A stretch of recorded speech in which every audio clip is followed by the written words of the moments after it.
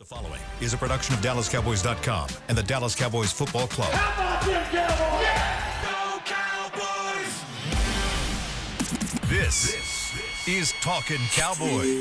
Streaming live from the Dallas Cowboys World Headquarters at the Star in Frisco. CeeDee Lamb, touchdown. Parsons has sacked it. Prescott keeps it, and he bangs it in for the touchdown. And now your hosts, Isaiah Stanback, Patrik Walker, Josh Rodriguez, and Kyle Youmans.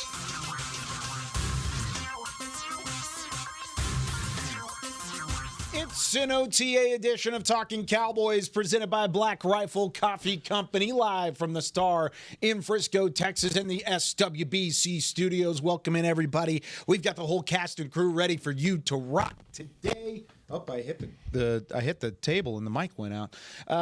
We've got Patrik Walker back in business. Yes, Welcome back, sir. Been a couple weeks, but Patrik is back from vacay and he's ready to go. We've got Josh Rodriguez. Hi. Back from Mission Impossible screenings and meeting Tom Cruise and all that random. Oh, yeah? Absolutely. No. Yeah, got you. He was on the red carpet. That's cool. Yeah. He was there. Your red carpet. Oh, no, Tom was. Was here. I think Tom. Were He you was there? trying barbecue. He was doing all sorts of things. No, Yeah, we were supposed to go to a screening with him there. He canceled at the last minute. Makes sense. You know, that's, bully I didn't us. know that. you know what? That is the first time I've ever heard anybody refer to Tom Cruise as Tom. Tom. Yeah. Thomas. Guy. Listen, Tommy. They're on a when first name you're basis. kind of a big deal. You have kind of carte blanche to use whatever version of Tom Cruise's name as you like. Thomas, if you will. KOBD. We've got Tommy Yarish upstairs. We've got Isaiah Tommy Stanback Cruise back in the Yarish. building. That's right. Back on this side of the planet. That's right. After your trip to Ghana. How was that? It was good, man. Yeah? Good trip, yeah. And I went out there just like 4 days. 4-day trip, quick turnaround. Small, quick. Yeah, is it just a quick there and back? It's quick there and back, man. Went out there, had to take care of some business, and now I'm back. I'm here with the fam. No biggie. Just a quick hop to Ghana. It's the way you're downplaying. Hop, skip, and a jump over Listen, to Ghana. I Take have a little puddle jumper. Listen, on your I way told this guy, I told Barry Church and Nate Newton, I vowed, I made this statement last year, and I sent Barry a picture of me sitting. I was actually sitting on the beach, buying time before my flight because I had a 10 p.m. flight, right? So we were chilling on the beach because you're right there at Accra, right on the ocean front there, and I sent Barry a picture. I was watching the show. I was watching the podcast, and I was listening, and I sent him a picture. I was like, don't tell him. You can never say your boy don't support you, right? And he said, you told us last year that you were going to be catching trips this year, and you weren't playing. Yeah. Listen, A man of conviction. I'm finding out this world is large. Yes. It is. And It is. I love the U.S. of A, and I'm grateful but there's a lot to see. Got to get out of the sandbox. I got to get out of the sandbox. I have right now. I've had these blinders on for a long time, and I'm taking them off. I'm putting on the bifocals now, man. I'm trying to see it all. So where's your next trip? I don't know. You've always wanted to go to like Japan, right? I went there. He went Oh, to you did Japan. go to yeah, Japan. he went to Japan around the same Yeah, I went to time. Japan That's there. right. This is my second trip to Africa in the last 14 months. I don't know what's next. I have the Philippines on my list. Australia. Australia was supposed to happen before my wife and I actually got married, but she wanted to be a flight attendant, and that took precedent at the time. Yeah. But Australia, I definitely want to do it, but I don't really do all the dangerous stuff that's in Australia. They have So maybe New Zealand. maybe. Have you ever been to Seattle? I think Thailand and Philippines are probably next up on the list. Those are high. Have you ever been to Waco, Texas? I've been through. Galveston. I've been through. You can go there with like very little money and have an excellent time. Yeah. Like Yeah, you that's can be the word. $1,000-aire like myself and live it up, live it large. Yeah, Whoa. I really want to go to Thailand. Like that's very high on my list. Yeah.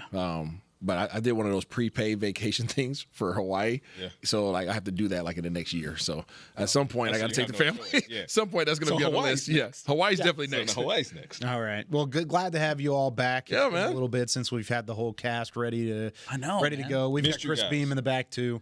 Let's Beamer. get into some OTA news and notes. The Cowboys started OTAs last Monday, in fact, and as we alluded to last weekend. Or last episode, we only had the one look, and it came on Tuesday, and it came after the show was recorded on Tuesday. Because of course. Because of course. That's how it always works with Talkin Cowboys. Guess when we're going to get a look this week? after the show. So it does take a little bit of time to really get to see it. But Patrick, I know you were out of town, but you were keeping up very closely with it all. Yeah, absolutely. And one thing that stuck out to me most certainly is the budding chemistry and how quickly the chemistry between CeeDee Lamb and George Pickens is kind of taking off. Yeah. I'd love to see that CeeDee Lamb is so fully embracing this trade. I mean, going back to a day before it was announced, if you look at the kind of subterfuge behind his tweet with the waving hand. From The Simpsons. Yeah, right. And then you look at how, there's one thing for George Pickens to come in as the new guy, and everybody's like, well, how is he going to react to knowing that he's not the one, knowing that at best he's the 1B. Some people are saying he's WR2. Yeah. Rightfully so, but then you have the king on the throne and CeeDee Lamb come out and say, we're both ones. You look over there and you got a 1. You look over here and you got a 1. Which one do you want? That's the goal. Right, which one do you want to have a problem with? So I love that. That's really standing out. I think that's going to help them both hit the ground running very quickly with Dak Prescott. Dak and George Pickens, that chemistry is starting to kind of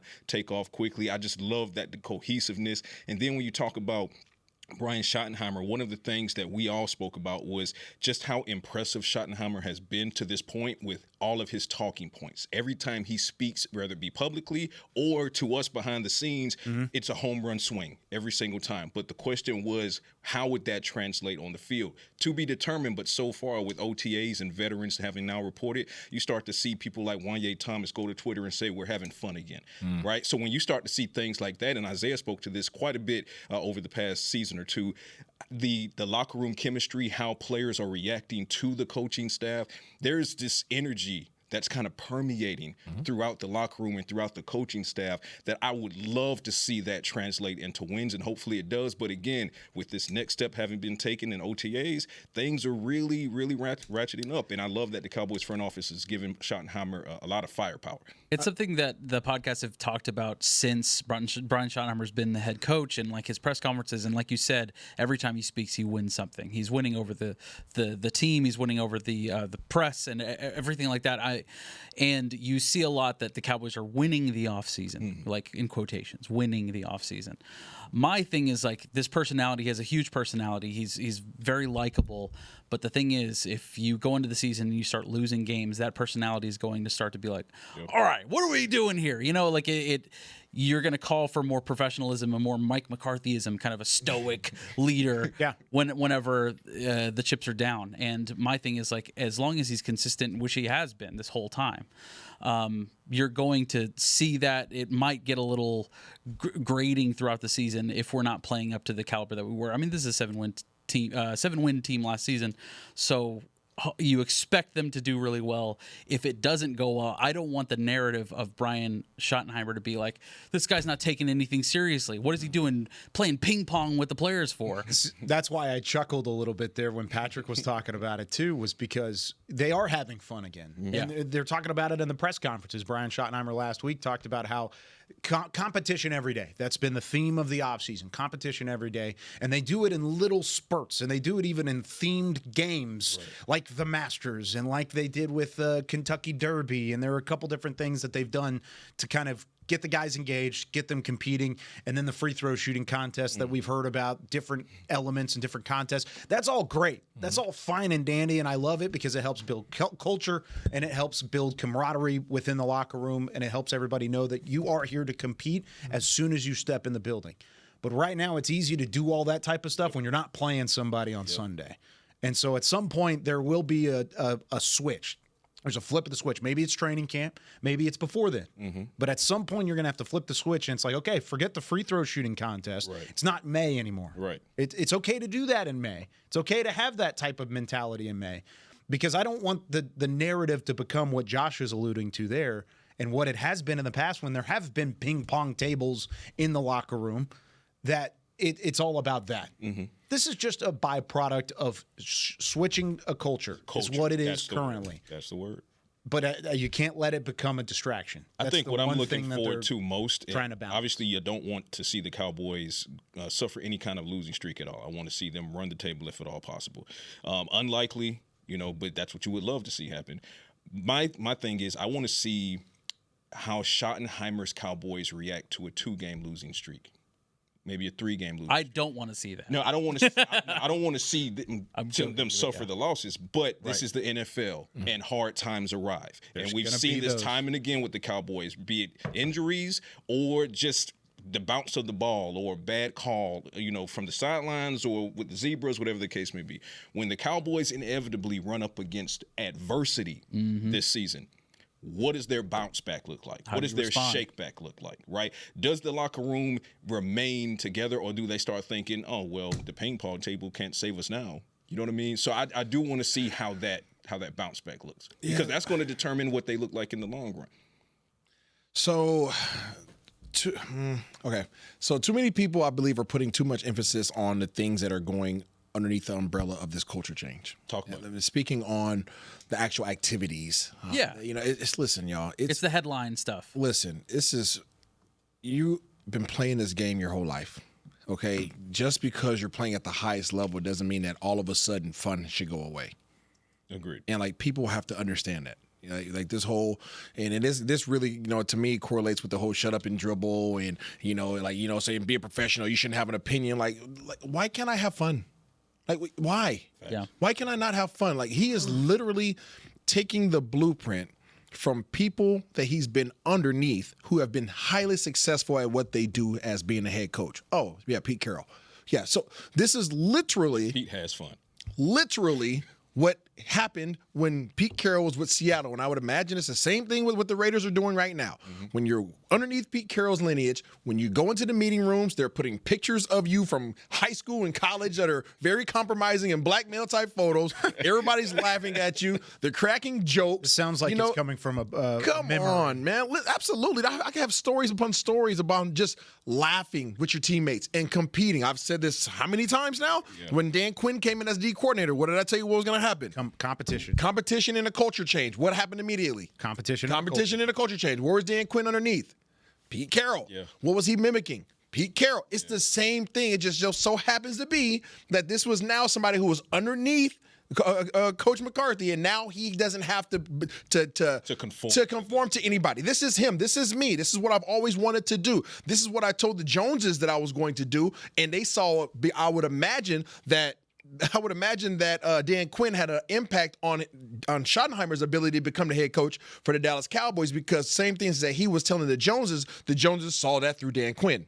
So they already had a taste of it. Right? They lost Dan Quinn. He went over and started coaching Washington. So they already know what they had. They know what they lost. They know the impact that gentleman had. Now they know what they have. They know what they did not want to lose. And they're going to allow for him to execute the game plan that he has said that he is going to come out here and do. And that's exactly what's happening. He's having fun. He's connected with the players. He's bringing down this barrier, this wall barrier of player and coach that says that we can't be on the same playing field. You have to just bark all the orders, and I just have to listen to everything you say all the time. Yeah, that's the case, but it doesn't have to always be in this type of gift wrapping. So people need to understand that there's different ways to coach. Dan Campbell coaches a completely different way than a doggone Pete Carroll. Pete Carroll coaches a completely different way than a Bill Belichick and Tomlin and everybody else. There are different approaches, different styles. This is good for this organization at this time with these players. I've mentioned it many times when I'm blanking out now. The D coordinator that came in, Zimmer.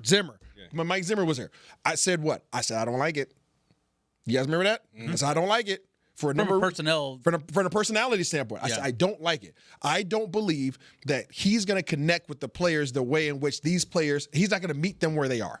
That was my thought process. Now, he has some success with those guys, but I still don't believe that he connected with those guys where they are with this generation of player. Oh, I agree with that. This generation of player is very hard to go with that old school type of mentality. Not to say that you can't be productive. I said that he would still be productive, but connecting and those guys playing for you, completely different things. It doesn't. It matters what you have in terms of the personnel. Absolutely, and the generation. Probably most of all, generational play. You have to meet these young guys where they're at, and you gotta play to their strengths. Teams like the Chiefs can have an old school mentality, and even Andy Reid has fun. He's bringing burgers in the locker room, and he's in different nugget commercials. With his quarterback. So even that's dude exclusively wears Hawaiian shirts. Exactly. You know what I mean? You're gonna eat your nugs. Even that's kind of a mismatch of an example. The old school mentality works sometimes.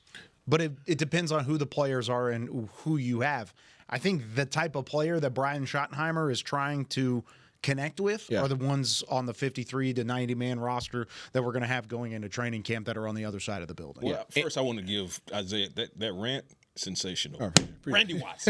Section chocolate. And I love the comment section. The comment section backs that up because they keep saying the Pete Carroll comparison. I mean, you're a guy who played for Pete Carroll, was recruited by Pete Carroll. There's a lot of connection there with Pete Carroll. And so you seeing that comp with Brian Schottenheimer is accurate. I mean, you've been in this building, you've been in that building too. And I want to make one comment before you take this, because I'm sure you guys can run with this. Now, there has to be a lot that has to be proven in terms of the Pete Carroll lineage, all right, in the NFL, right? There's been 4 coaches to be head coaches that have come from underneath the Pete Carroll umbrella, one of which is Gus Bradley. I played for Gus Bradley also in Jacksonville. Same type of culture, didn't work out, right? I'm not going to say that should be completely comparable, but it didn't work out there for a number of reasons, okay? But I can tell you that the morale of the team and everything else, the competitiveness was all there. Okay, Robert Saleh. Came from underneath the Pete Carroll lineage, right? Well, we know he's one heck of a coach, just didn't pan out. There's a lot of things that were working against him there, right? Really good coordinator. You got Jacksonville Jaguars. Okay, usually if these guys get head coaching opportunities, you're walking into a pretty terrible situation, right?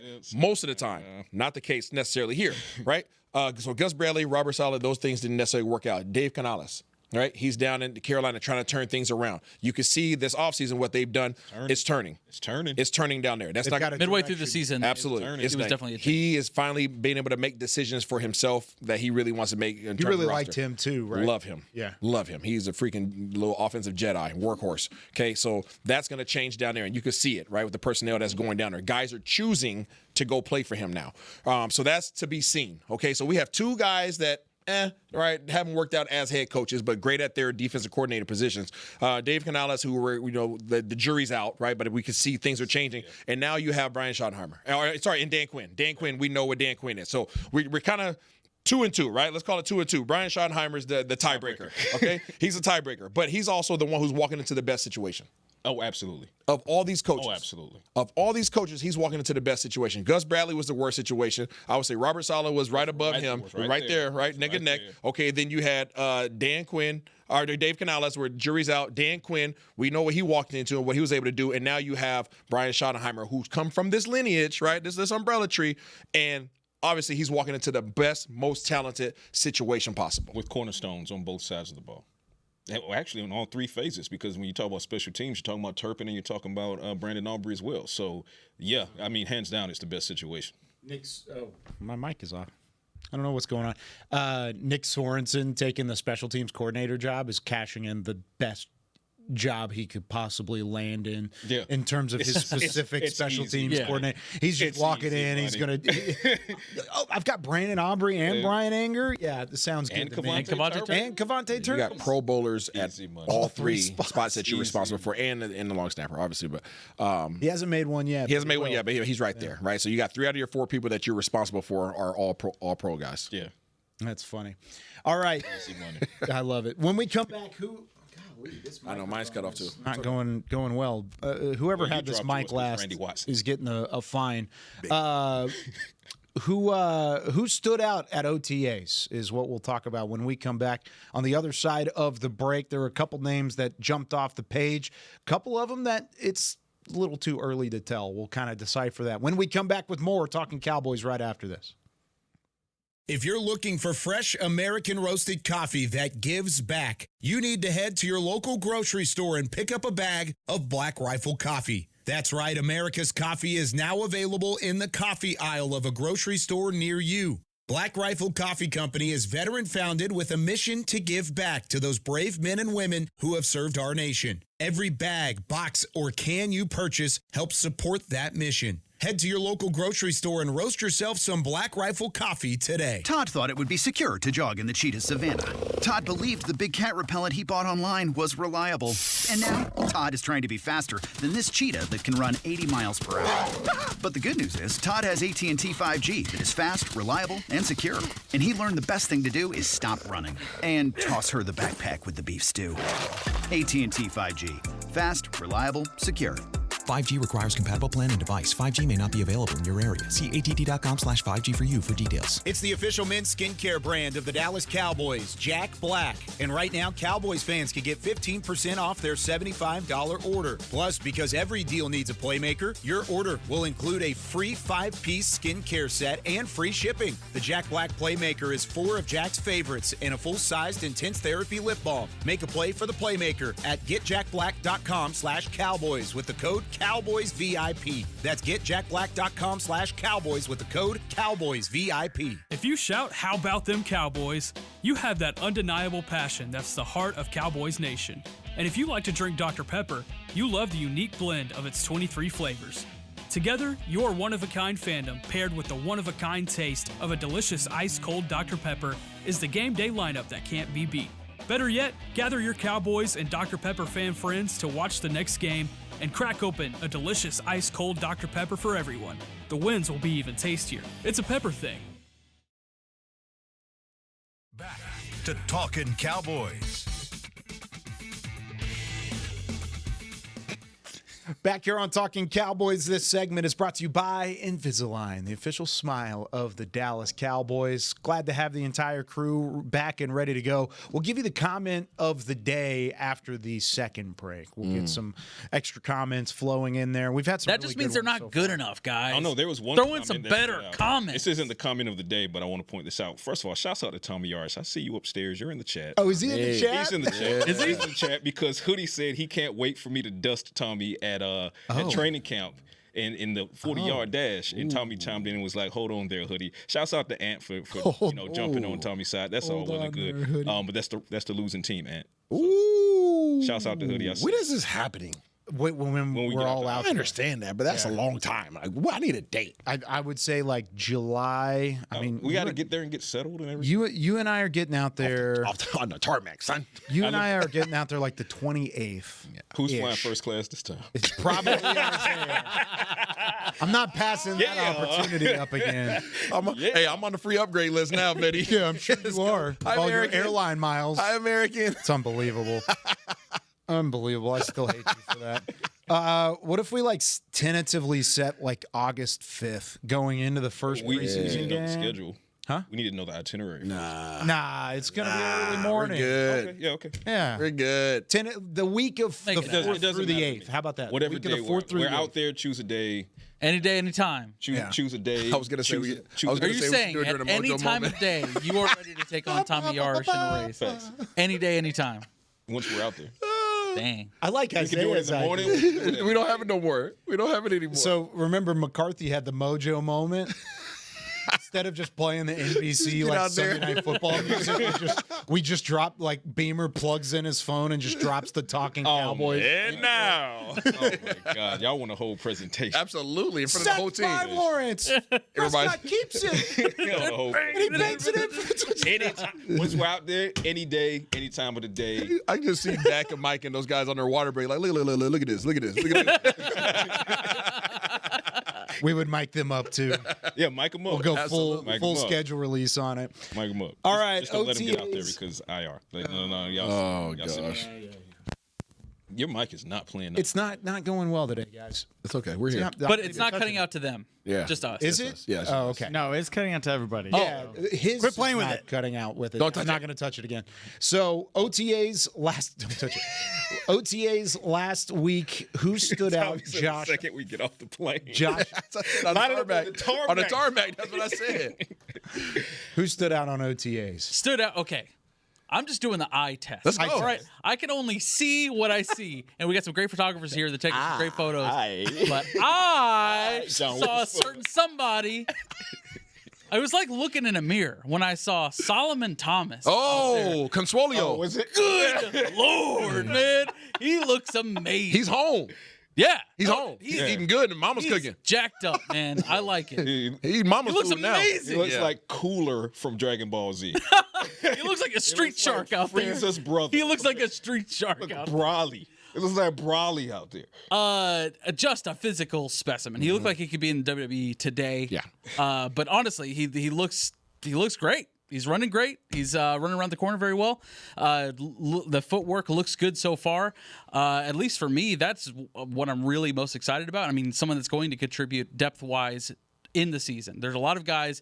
If you look at the unrestricted free agents, if you look at the draft picks that we have coming up, it's like, all right, they're going to be vying for playing time. This guy is going to have playing time, no doubt. You're going to see him every Sunday, fingers crossed.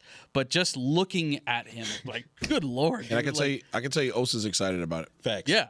I had a brief conversation with Osa at an What did he event, say? and he was really excited about the guys not only that are coaching them now, the position coaches, but he's excited about some of the additions that they've made for guys that fit the mold. He said that we're pretty much the same build, is what he said.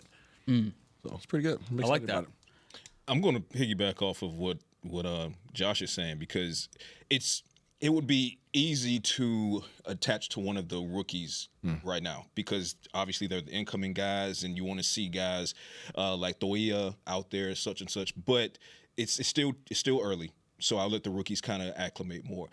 So that takes me to the veterans. And of the veterans, one of the more exciting ones for me has to be Solomon Thomas. And this was actually, even prior to us seeing Solomon Thomas and OTAs, the guy is absolutely Solomon Thomas. Facts. Get a good look at him. Facts. Looking like a street shark out there. Him, bro. Oh, that's Solomon Thomas. That's Solomon Thomas on the website. I'm gonna replace this roster photo. Once you come back to the crib and you get mama's home cooking, bro. But you can just tell that energy wise he's rejuvenated. Yeah. He's hyped to go. But one thing I wrote in one of the science labs after Solomon Thomas was signed was, and I love that you pointed out that Osa's excited about it. There's several reasons Osa's excited about it, but here's the primary reason. It's because Osa now gets to rest. Okay, he gets to remain fresh as the game goes on. When I went back and I looked at Osa's defensive snap count since he came into the league in 2021, 57% of the snaps in 21, comparable in 22 at 54%, comparable in 23 at 60%, ballooned in 2024 to 78%. 78%. Now, keep in mind, this is a guy you just gave a cornerstone contract to 4 years with some serious money, right? You want him around for the long run, and you want him being able to impact games over the totality of 4 quarters. But what you saw in 2024 is, more often than not, he started to wear down in the second half. He started to wear down in the second half of the season. Solomon Thomas's presence helps prevent that from happening, because the drop-off in talent, if you want to argue that there is any, it's marginal. It's marginal versus pre-Solomon Thomas, where when Osa came off the field, it was a precipitous drop, right, in impact and productivity. So when you look at what Solomon Thomas brings to the table, and then you look at how prepared he is to make an impact as early as day one with just being a specimen, that's exciting to me. That's just flat out exciting. It's Jossum, really. Jossum. I like it. On the offensive side of things, I know there was a lot of buzz around the wide receiver room around Pickens and Lamb. It's hard to see those guys go full force currently because they're just kind of rotating in. And, of course, Pickens is learning the playbook as we go along. One guy that really did stand out, 2 guys actually, both pass catchers that are on the fringe of making the roster and being around. One of them, Jalen Cropper, who is just an all-time practice team member. I feel like every year at this time and every year at training camp, we're talking about Jalen Cropper. It's true, though. It's true. This will be year 3 that he's made the all-practice, all-training. And he's been decent in the preseason, but it's just not the same whenever he's out there catching 6 or 7 passes over and over. And it's not just from the backups. It's not Will Greer throwing him the rock. It's Joe Milton and Dak Prescott that are also throwing it to Jalen Cropper. He had more targets than any other receiver during our time out there as the media portion wrapped up. So, yeah, kind of interesting to see how he's taken a step forward. And if you want to talk about a guy that looks like a juggernaut but can still run and can catch the football, his name is Brevin Spann-Ford, tight end.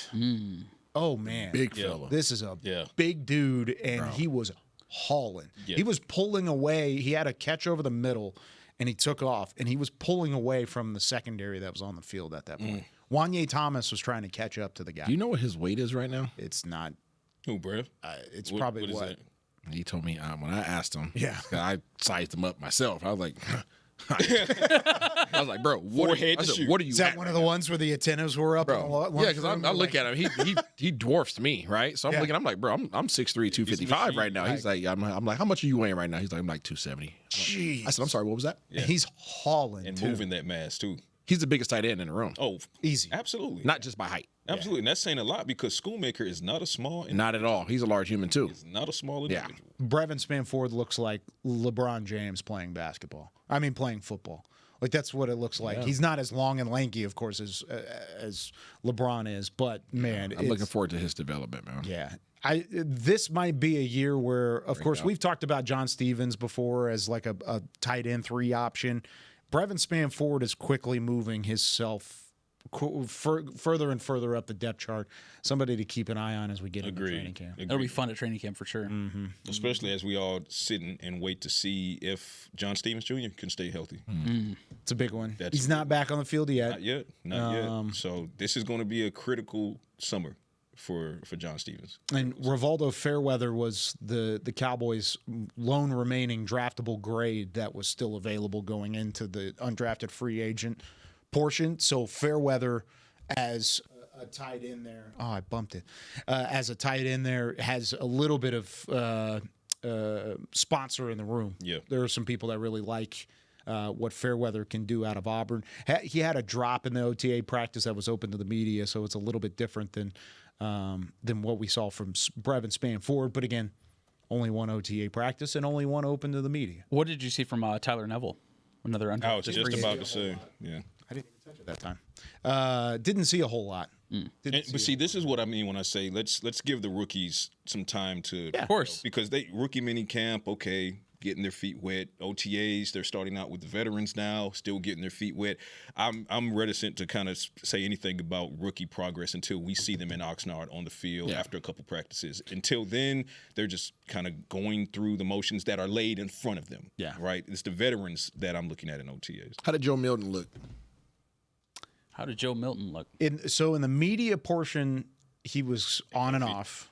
It was kind of okay. In regards to accuracy? Yeah, he missed a couple passes, especially downfield. There was one that I know he severely underthrew, which is not a problem for him. But he had a really nice scamper, too.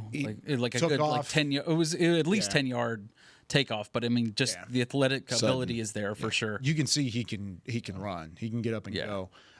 From people that I've talked to within the building, they are very impressed. Yeah. And these are people that don't necessarily sugarcoat it, like their coaches and their scouts, and they're watching everything. They like Joe Milton a lot. That's a heck of a pickup. They're happy for him, or happy to have him.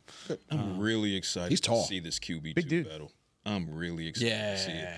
Because as much as Joe Milton is bringing to the table, what I want to see from Will Grier is which version of Will Grier shows up.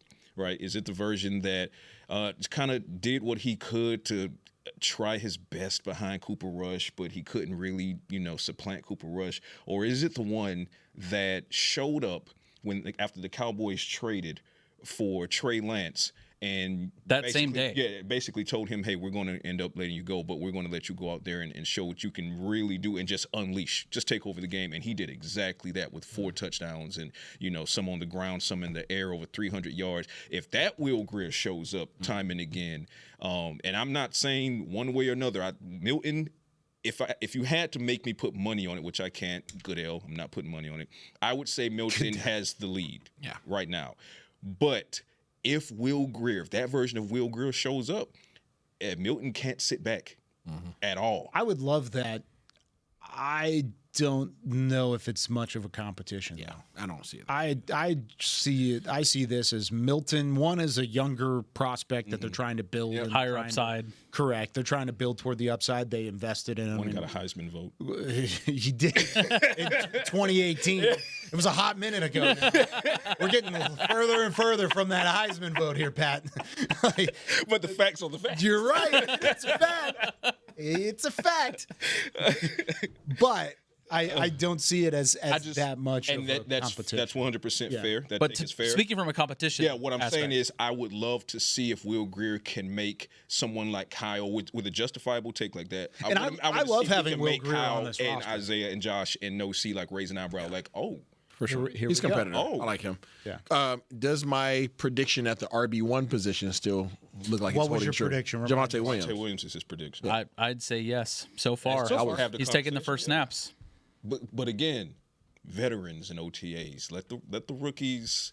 I'm not weighing that until I get the training camp. Let's see who begins with first team, who gets most of first team, and who does what with their first team reps. Only person who's been here for a lax period of time has been Deuce Vaughn.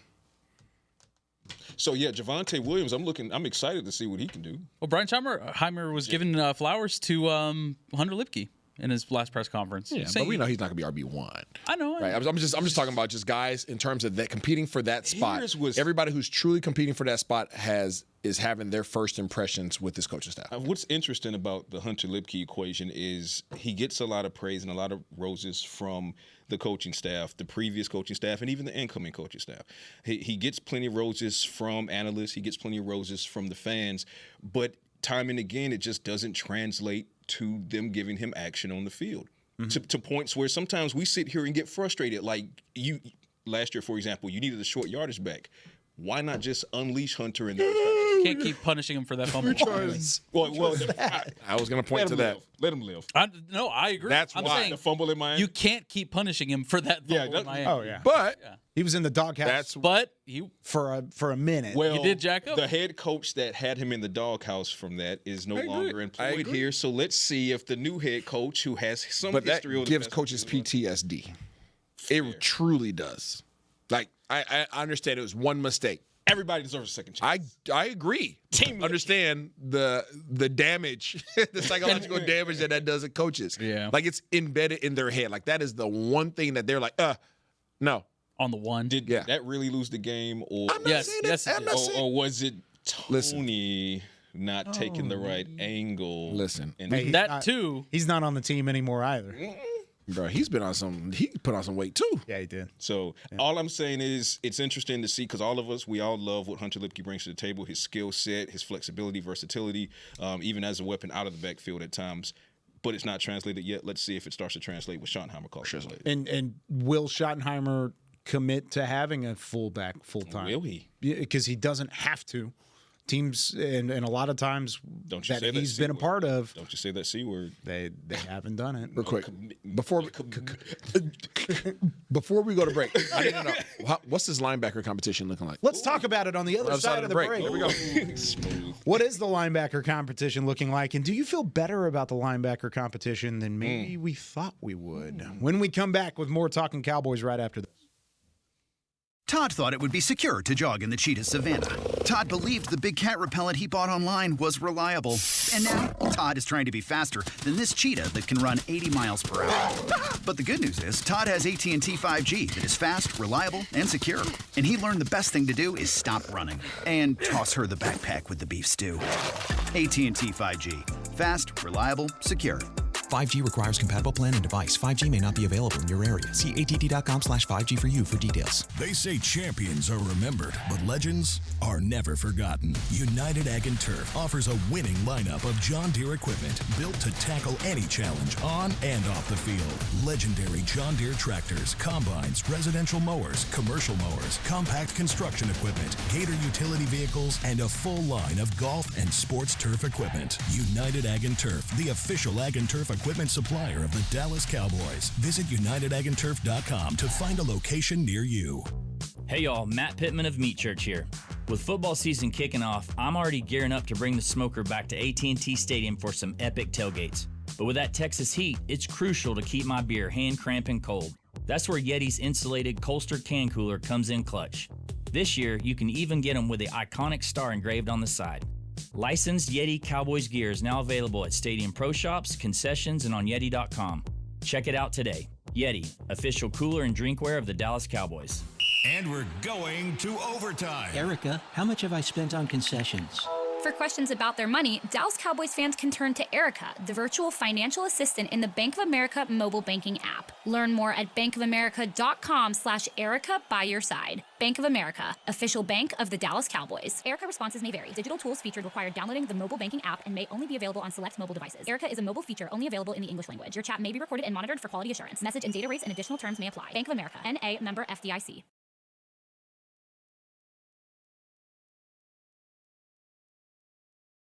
Back to Talkin Cowboys. Back here on Talking Cowboys. Back here. Back again. That wasn't the mic. Patrick Walker. We've got Josh Rodriguez. Hi. We've got Isaiah Stanback. Back again. Gulp. That sounds like Pops on the. I got caught off guard. You had to pull the collar a little. That was a cartoon. That was Pops on the toilet. That was a cartoon swallow. That's not the way I want to start my morning. All right. Linebacker conversation, gentlemen. Linebackers added in the offseason, guys like Jack Sanborn, Kenneth Murray, the departure of Eric Kendricks, the unavailability. What is that? Unavailability of a guy named DeMarvion Overshone. It's kind of shaken up linebacker as a whole. The Shamar James and what he's brought from a rookie standpoint has been exciting to see. Do you feel better about linebacker right now than you did going, let's say, into free agency? Do you feel better about what it feels like at linebacker? And do you feel like you can see this group surviving through the course of the season? I feel much better about linebacker at this point, especially when you have a DeMarvion Overshone potentially, possibly, maybe might come back in during the season. He says by Thanksgiving, but I don't know. We'll see. He said, I'm going to be active in that game. Yeah. That's what he tweeted. I don't know. I've learned not to doubt that young man. That's for sure. No, not at all. And I'm not even saying that. I just mean like we do not know. Yeah, we don't know. We don't know. We will find out during the season, hopefully. My thing is, like, I'm surprised to see a guy like Jack Sanborn, who I think is wearing the green dot, out there taking first snaps, and then Kenneth Murray. I like his athletic ability. I'm surprised Kenneth Murray is not getting the nod over Jack Sanborn right now. But then again, it is really early. It is OTAs. We had this conversation. I said it would be Sanborn. And you were edging toward Jack Sanborn over Kenneth Murray 100%. like early on when we were talking about it. And I think for all of us, it was sort of like Kenneth Murray. He has more of the pedigree, but in this defense, it might be Jack Sanborn. Yeah, and I believe it'll be Jack Sanborn, just as I believed when we had the conversation. It's still early, though. It is still early, and we'll see how it shakes out. Training camp will tell the whole tale. But when you talk about comfort level with Eberflus, Jack Sanborn has that prepackaged. So if for nothing else, that's going to be the starting point for why I believe that Jack Sanborn was going to take the lead there. And thus far, he is taking the lead. Now, can Kenneth Murray, supersede him by the time preseason is over? Absolutely he can. Kenneth Murray has a very versatile skill set. He's a big guy. He can hit. He can cover sideline to sideline. He can operate in blitz packages. I would like to see his coverage improve, but it's not poor. He's closer in traits to DeMarvion Overshone. Agreed, which is why you would expect to see him in good chunks of defensive snap counts going forward. But to answer the question, I'm right there with Josh. How can you not feel better about where they are at linebacker versus where they were standing ahead of free agency? Because ahead of free agency, first and foremost, you had nothing. Basically, you had Marist. Yeah, you had Marist. And you still don't know what Damone Clark's going to give you. So we're going to circle back. So you had Marist, because you don't know when DeMarvion Overshone will be ready. He's telling us, and he told me a few weeks ago during the jersey change announcement to the number 0. So shouts out to Agent Zero. He told me that he would be on the field before the season is over. But again, this is a medical situation. We don't know. We can hope that that's the case. So you look at the stable hand only being Marist Liufau. Now you fast forward to now, and they've made the trade for Kenneth Murray. They've signed Sanborn in free agency. You go and you get guys like Shamar James. You got Siobhan Revel. Justin Barron comes in looking like a prototype, right? What can that young man do? So if you look at the talent, yes, there's a lot of raw talent, needs to be polished, needs to be refined. But then add that to the category of what is it that Matt Eberflus excels in? What position does he excel with again? Linebackers. Okay. So yeah, feel good. And D tackle. Well, I should say feel better. I feel better. I'm not going to say I feel good yet. So let me. What would it take for you to feel good? I got to see him. I got to see him in training camp. I got to see these young guys in preseason hitting pads. I got to see them on film. And honestly, that might take, until week 3 before I can tell you if I feel good. But I do feel better than I did before free agency. I'm with you there. And at least for me, training camp, it's so hard to actually grade linebacker play. So, like I can't do it. Honestly, frankly, you're seeing him out there and they're in the right positions, but you don't know if that is a tackle or not. You know, and at least for me, my first camp, I was like, how are we like? I would think I was asking Kyle or I was asking somebody like exactly how are we grading linebackers, because I think it was if they're in you and I position, had that conversation. We were standing on the side of the fence and basically I'm like, you can't talk about physicality. Because I was just like dumbfounded. I was like, wait a anybody. second, what are we doing? But you got to look at where they're going to be and if they're making the right read. Like Eric Kendricks quickness. Stole the show at linebacker in training camp. Maris Leofow. I thought the same thing. The way he was able to Demo, the way that they in their first camps were able to explode to the football Like how and Kendricks be there, was knifing through and you getting see things through like that. pressure, things like that. I think there's a lot of ways you can. Like you said, there's ways that you can evaluate, and there are other ways where you just plain and simple can't. Even Brian Schottenheimer talking about running backs in a similar light. He said it's hard to really evaluate running backs while they're wearing shorts. You can't really see it a whole lot, but you can see the vision. You can see their explosiveness. But are you going to break a tackle? Are you going to get around that guy? And are you going to make the tackle that guy on the opposite side? Exactly. Same thing in linebacker. So it is interesting to kind of feel that out as the season goes on, especially when they're not even in pads yet and they're just wearing shells and helmets, and that's all they've got out there. And I think you don't really know until preseason. Yeah, I think that's when you find an answer to like, okay, who's actually your guy? Yeah. What do you think about the linebacker core as a whole? Yeah, I got to see him. You know me. I got to do the eye test. I mean, obviously, they got some names, some guys that have come in. Yeah, exactly. Pops.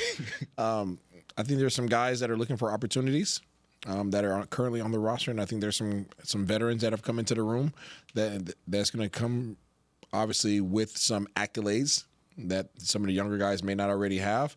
And it's going to be one heck of a competition. Those preseason games are going to matter more than you could ever imagine for that particular position group. Yeah. I want to kind of transition a little bit here. This was a conversation that was brought up on one of the other podcasts. I'll let Josh kind of lead this a little bit. Top 32 wide receiver rankings. This was released by Pro Football Focus. I'm interested to see. I haven't looked at the list. Isaiah's not looked at the list as far as I'm concerned. I haven't seen it. Pat's not looked at the list. So we're seeing this blind for the first time. Right. Top 32 wide receivers in football going into training camp. Where do you feel like our guys rank? And do you want to ask that question first? Well, there are tiers in this list. Let me put that on tiers there. Or there are tiers of. There will probably be both. Probably some tiers. But there are 6 tiers. So consider that in your ranking. Is it divided by what is it? They're all kind of different. Yeah. There's no exact number to each tier, but just consider that.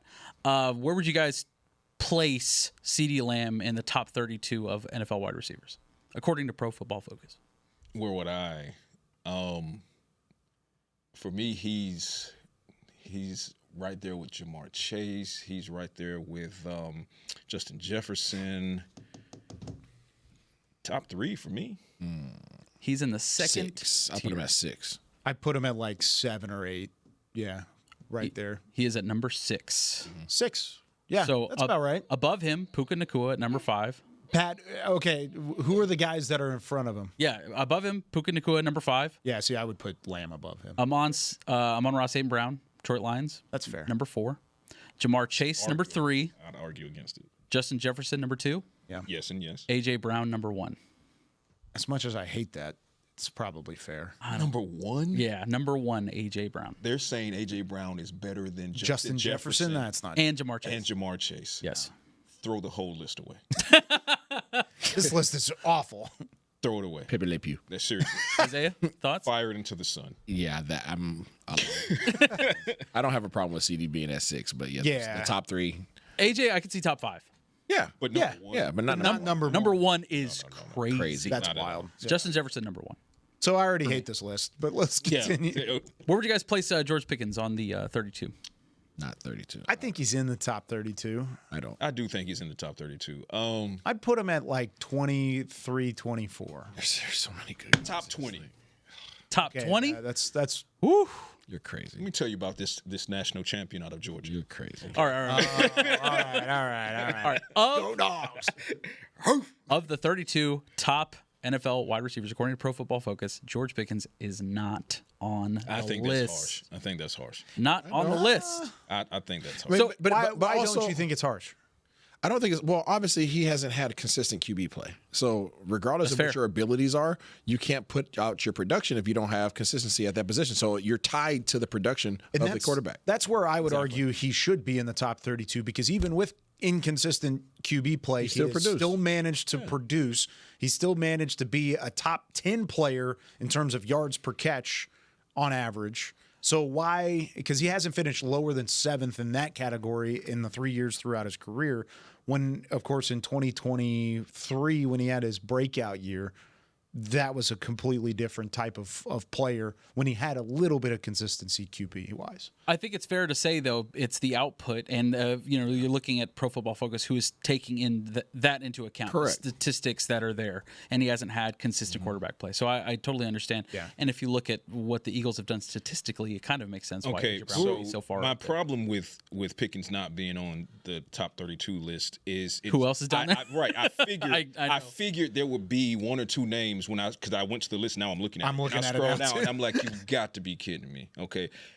Go start from 32. Start from 32. Okay, so at 32 they have Jamison Williams with the Detroit Lions. Cortland Sutton, 31. Right, that was one who was speculated that the Cowboys might have interest in before they made the trade for Pickens. Deebo Samuel, no, not this version. Not right now. That's for name recognition alone. Not this version of Deebo Samuel, not at all. Josh Downs, no. Okay, and here's where really I start to get pissed off. Rashee Rice, no, is better than George Pickens. No, not right now. No. Are we? Was he ever? No. To be fair, had a strong 23. Yeah. Injured 24, fine. But if you look at skill set and consistency of productivity with a carousel of poor quarterback play versus you got Patrick Mahomes. Okay? That guy's pretty good. So, and it goes from there. And then you could start to argue, right? Because then you got JSJ with Seattle. Now it becomes arguable. Marvin Harrison Jr. becomes. Are you trying to play devil's advocate? It becomes arguable. So I feel like the justifiable argument is, but I like Rice. Can George Pickens climb into the top 27 or 26 on this list? But having him out of the top 32 when I'm dropping names like Rice and this version of Deebo Samuel, fire this list into the sun. Well, and Rashee Rice missed a lot of last year too. He missed a ton of time due to injury, due to off the field stuff. There was a lot going on with Rice. Yeah, last year, he's. Whereas, if you're going to hold that against Pickens and the fact that he had 900 yards last year, then why is he not on the list and Rice is? No, I just think if you put them side by side and you had a choice as to, hey, which one would you place on your roster, or which one would you start your receiving roster with? I think you're probably going with Rice. No disrespect to Pickens. Sure. Yeah, I mean, I think he's a. Personally, I believe he's a more versatile receiver. I'm looking at in terms of his offerings. At this list, Zay Flowers 25, Marvin Harrison Jr. 26, Jackson Smith and Jigba 27. That's right around where I would put Pickens. Yeah. I think I would put him after Jackson That's when you start having the argument about, okay, fine, but to not having him in the top 32 is egregious. As far as AJ Brown at number 1, and this is me objectively speaking, not because AJ is wearing an Eagles uniform, but he is not better than Justin Jefferson. It doesn't help him, Chase. I mean, it doesn't help. But Deebo Samuel on this list is offensive. Yeah. Right now. I don't see it. This version. If this was 2022, 23. What about Brandon Ayuk? I think he's a better option at this point. You don't even know what you get when he gets back. Hey, you don't. Where is Brandon Ayuk on He's not. I don't think he's on this list. Oh, he's at 19. Is he? Yep. 19. But yeah, he's a good player, though. Yeah, he's a good player. I like Brandon Ayuk a lot. Every team has a number 1. 19? That tier 5, 25 through 29, I think I'm not. Because by saying that George Pickens, and again, listen, I haven't watched him since he's been here. By saying he's in the top 32, you're saying that he's better than another team's number 1. That's the statement. Mm-hmm. Yeah. And there are a couple teams that have multiple 1A, 1B, players. right? Lions have multiple 1A players. or B. No left. Oh, yeah. There's none of that. Multiple Lions, multiple Eagles, multiple Rams, Nakua and Adams.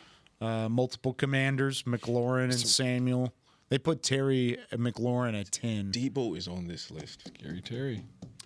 This version of Deebo is on this list. Not the Debo of old. Yeah. Not Friday Debo. Not Friday Debo. Not as scary. No, the Debo that got whooped by Craig. That Multiple version. dolphin. That version. That version. Come on, son. Put the gun down. All right. I steal. I don't kill. We will have more OTA news as the week goes along, and then we've got more practices going into next week as well. Cowboys OTA practices tomorrow is what's open to the media, and then next Tuesday right after Talking Cowboys as well. So we'll talk about it when we get to that point in time. Be sure to follow DallasCowboys.com, all of Patrick's work on there, all of Josh's work on there. I'll have some stuff along with Tommy Yarish on the website as well. Isaiah Stanback, are you going Good Morning Football soon? Next week, yeah. Next week? Mm-hmm. So you've got Good Morning Football. That should be a whole lot of fun as well. Be sure to check out Isaiah and the crew on NFL Network starting, 5 a.m. Central? No, 7 a.m. Central. Oh, it's an early, it's a late show. Yeah, late show here. Easy stuff. I'll be alive during that time. 5 a.m. is I'll be the functioning Pacific mentally. side. For Chris Beam in the back, Isaiah Stanback, Josh Rodriguez, Patrik Walker, I'm Kyle Youmans saying so long from Talking Cowboys. We'll see you next week. 100 days. This has been a production of DallasCowboys.com and the Dallas Cowboys Football Club. How about this, Cowboys? Yeah!